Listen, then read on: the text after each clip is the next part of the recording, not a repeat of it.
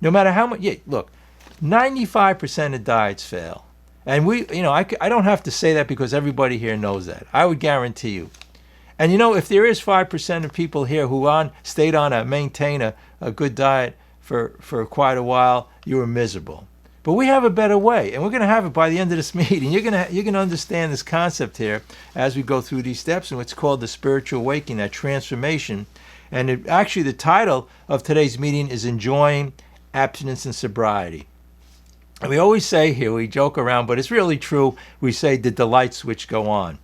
And a lot of people here, when you hear them share, they'll say, well, during the day I thought this way, I was upset, I was depressed, I was, say, hungry, I was this, I was that, and the light switch went on, and we go back to the spiritual awakening throughout the day. So, but step 2, came to believe a power greater than ourselves could restore us to sanity. So everything we do, the billion-dollar industry of our diet programs just doesn't work. They give you smaller portions and all these ingredients in the food. Hey, by the way, I do have some information here which you'll find really interesting. I have here an article. It's called The Bliss Point with Food.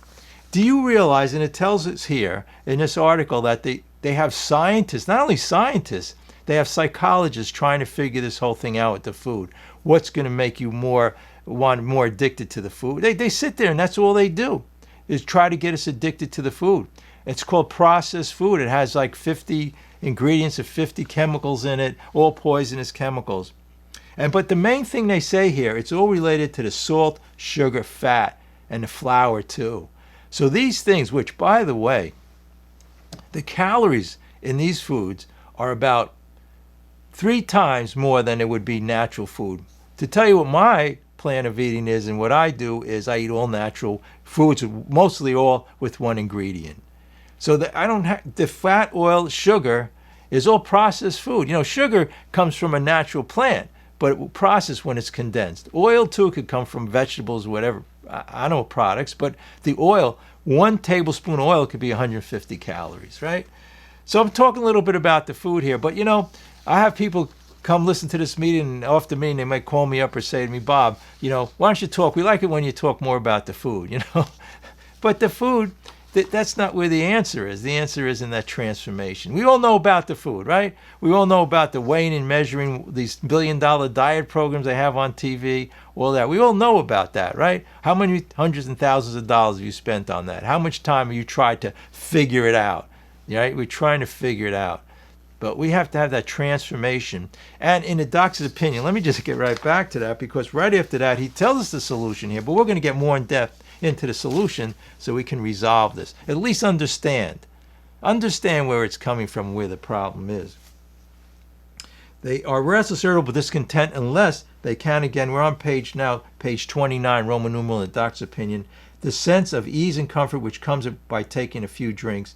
So, it goes on to say, on the last sentence of the paragraph, it says, unless this person can experience an entire psychic change, there is little hope of recovery. So here, we got the answer right here, entire psychic change. So going and ordering certain types of foods and these diet programs, that's not a psychic change. That's not a change at all. The psychic change is our perception. They always relate this to everything else in our lives, whether we have a perception with a problem with people and at work or at home or relationships. It's all our perception. We always, to me, it was always, the problem was everything outside of myself. If only people would act right, behave right, if only everybody else would do the right thing, I would be happy. And they would be too. I always figured that would be the answer. It says in our book, if we were wanted to be directors of the play, and if everything went the way we wanted, things would be fine. So again, steps 1 and 2 tell me where the problem is. It says, 1, I'm powerless. I thought by more, people always say, the first thing they say, in this book on page 15, it says common sense will become uncommon sense. I think it's on page 13 or 15. We'll probably read it. But we admitted we were powerless.